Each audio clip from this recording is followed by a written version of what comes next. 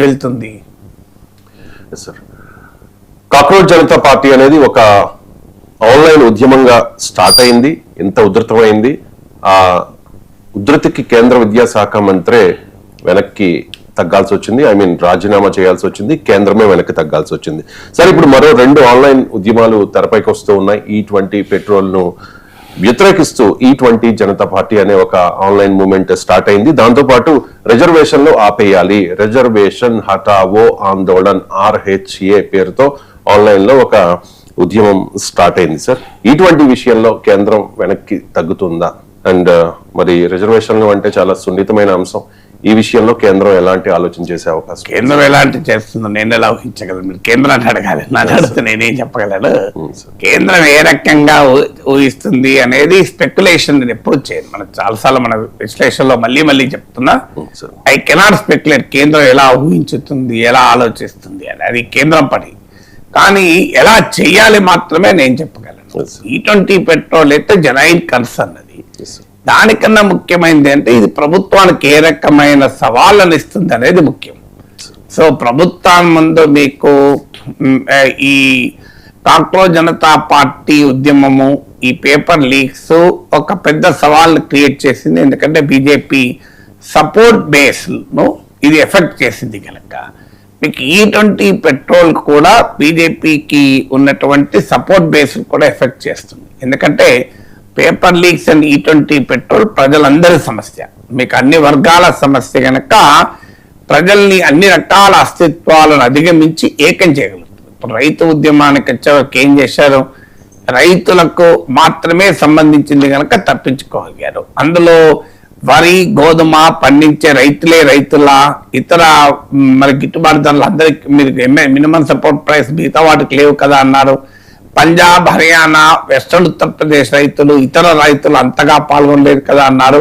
అలా తప్పించుకోగలిగారు. మీకు citizenship amendment act అయితే వాస్తవంగా అనుకూలంగా ఉపయోగించుకోలేదు బీజేపీ. ఎందుకంటే మైనారిటీల ఉద్యమంగా నడిచింది కనుక, ప్రొజెక్ట్ అయింది కనుక. సో మీకు ఈ paper leaks and E20 petrol వచ్చే వరకు ఇది ఏ రకమైన అభాండాలు మీరు వేయలేరు. అందుకే మీరు ముందుగా ఈ పేపర్ లీక్ ఉద్యమం వచ్చినప్పుడు దీనికి విదేశీయులు ఉన్నారని, అర్బన్ నక్సలైట్లు ఉన్నారని, దేశద్రోహులు ఉన్నారని బ్రాండ్ వేయగలిగారు. కానీ ప్రాక్టికల్ గా అది సాధ్యమయ్యే పని కాకుండా పోయింది. అందువల్ల దిగిరాక తప్పలేదు. రేపు E20 పెట్రోల్ వెనకాలకు కూడా ఉన్నవారు ఎవరని మొదలు పెడతారో, దీని వెనకాల పెట్రోల్ లాబీ ఉంది, డీజిల్ లాబీ ఉంది అని అటాక్ మొదలు పెడతారు. కానీ ఇది ప్రతి ఒక్కరిని ఇంక్లూడింగ్ బీజేపీ ఓటర్లను, బీజేపీ నాయకులకు కూడా ఇబ్బంది పెడతారు ఈ ఇష్యూస్. అందువల్ల బీజేపీ ఇరకాటంలో పడాల్సిన పరిస్థితి నెట్టివేయబడుతుంది. ఎందుకంటే డిఫెండ్ చేసుకోవటానికి అవకాశం లేని అంశం. తన పార్టీని సమర్థించే వారు కూడా ఈ విషయంలో వ్యతిరేకిస్తున్నారు. సో ఇది ఒక బీజేపీ ఛాలెంజ్. ఇక రిజర్వేషన్ హటావ్ ఆందోళనే ఉధృత రూపం దాల్స్తే Bharatiya Janata party very big challenge ఎదుర్కోవాల్సి ఉంటుంది. ఎందుకంటే ఇప్పటికే బీజేపీ పైన విమర్శ, RSS పైన ప్రత్యర్థులు చేసే విమర్శ ఏంటంటే వీరు రిజర్వేషన్లకు వ్యతిరేకము, వీరు పైకి చెప్పినా వారు అంతర్గతంగా రిజర్వేషన్లకు వ్యతిరేకము అనేటువంటి ఒక వాదన ఇప్పటికే ప్రత్యర్థులు బలంగా జనాలకు తీసుకెళ్లగలిగారు. తీసుకెళ్లడమే కాదు, 2024లో బీజేపీ 63 సీట్లు తగ్గడంలో ఇది కీలక పాత్ర పోషించింది. ఎందుకంటే 400 సీట్లు మాకు రావాలి అని బీజేపీ వాళ్ళు ఎప్పుడైతే అన్నారో, 400 సీట్లు కనుక 400 సీట్ బీజేపీకి వస్తే రాజ్యాంగాన్ని మార్చేస్తారు, రిజర్వేషన్లను ఎత్తేస్తారు, సంవిధాన్ ఖత్రేమే హై అనేటువంటి ప్రచారం పెద్ద ఎత్తున ఇండియా కూటమి చేసింది. అంటే రాజ్యాంగం ప్రమాదంలో పడింది, ఆరక్షణ ఖత్రేమే హై, ఆ రిజర్వేషన్లు ప్రమాదంలో పడ్డాయనే క్యాంపెయిన్ ఉత్తరప్రదేశ్ లో భారతీయ జనతా పార్టీని ఎస్పీ కన్నా తక్కువ సీట్లు రావడానికి కారణమైంది.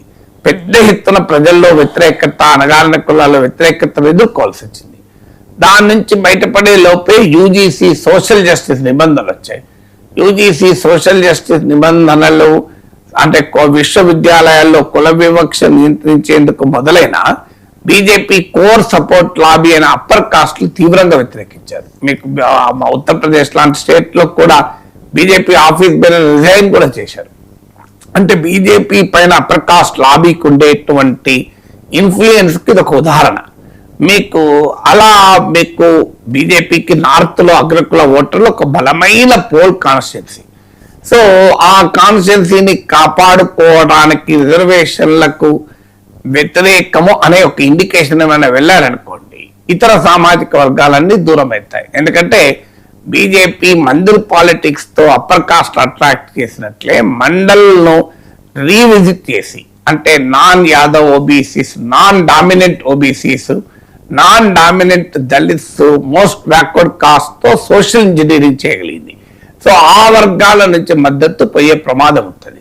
అందువల్ల సమాజంని నిట్ట నిలువున డివైడ్ చేయగలిగే ఇష్యూ కనుక మీకు పేపర్ లీక్స్ తోమో E20 పెట్రోమో సమాజంలో అన్ని వర్గాలను యునైట్ చేసిన ఇష్యూ ఒక రకంగా ఛాలెంజ్ చేసితే, ముఖ్యంగా హిందూ సొసైటీని డివైడ్ చేసేటువంటి ఇష్యూ కనుక బీజేపీ ఒక సీరియస్ ఛాలెంజ్ ని ఎదుర్కోక తప్పదు. అందువల్ల ఈ అంశం ఇంకా ఉధృత రూపం దాలిస్తే ఏ రకమైన స్టాండ్ తీసుకుంటుంది అని. అయితే ఇదేం కొత్త ఉద్యమాలు కాదు. భారతదేశంలో రిజర్వేషన్ వ్యతిరేక ఉద్యమాలు, రిజర్వేషన్ అనుకూల ఉద్యమాలు చాలా ఏళ్ళు జరిగాయి, చాలా సార్లు జరిగాయి. ఎంత మేరకు ఇది ఆన్లైన్ ప్రజెన్స్ నుంచి ఆఫ్లైన్ ప్రభావం చూపుతుందో తెలియదు, కానీ డెఫినెట్ గా కీలకమైన యూపీ ఎలక్షన్స్ ముందు బీజేపీకి అతిపెద్ద ఛాలెంజ్ గా మాత్రం పరిణమిస్తుంది ఉధృత రూపం దాలిస్తే. చిన్న బ్రేక్ తీసుకుందాం సార్.